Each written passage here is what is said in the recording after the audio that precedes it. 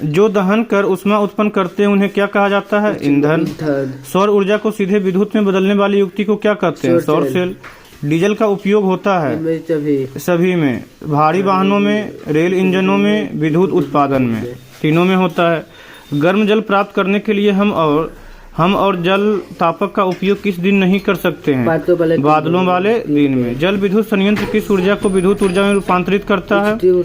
स्थितिज ऊर्जा को विद्युत ऊर्जा में रूपांतरित करता है। जीवाश्म ईंधन की ऊर्जा का वास्तविक स्रोत क्या है? सूर्य है। पवन विद्युत जनित्र में पवन की चाल कम से कम कितनी होनी चाहिए? 15 किलोमीटर प्रति घंटा।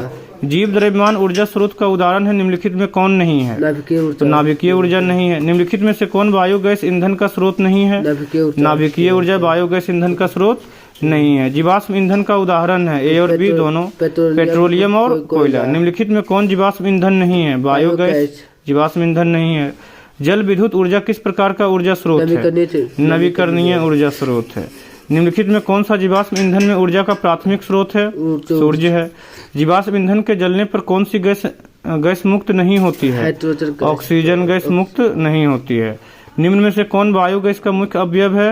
CH4। इसका नाम क्या है? मीथेन है। इसका नाम मीथेन है।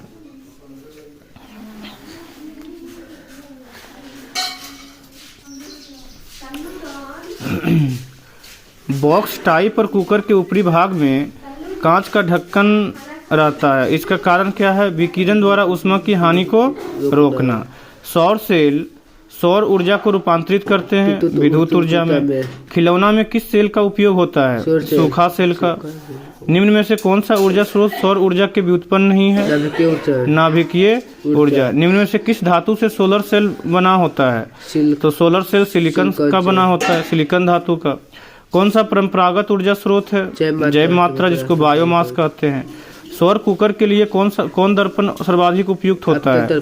अवतल दर्पण। सौर कुकर में कौन सा रहता है? अवतल दर्पण। नरोरा नाभिकीय विद्युत संयंत्र किस राज्य में है?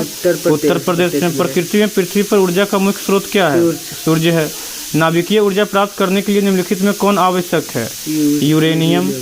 सौर सेल में किसका उपयोग होता है? सिलिकॉन का। निम्नलिखित में कौन बायोगैस का मुख्य घटक है? मीथेन। बायोगैस का मुख्य घटक कौन है? मीथेन है। निम्नलिखित में से किसका उपयोग खाना बनाने वाले ईंधन में नहीं किया जाता है?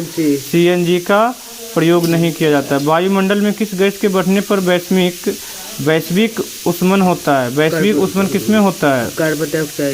Carbon dioxide. ईंधन है क्या है इनमें से सभी? CNG भी ईंधन है, LPG भी ईंधन है और लकड़ी भी ईंधन है। घरेलू गैस LPG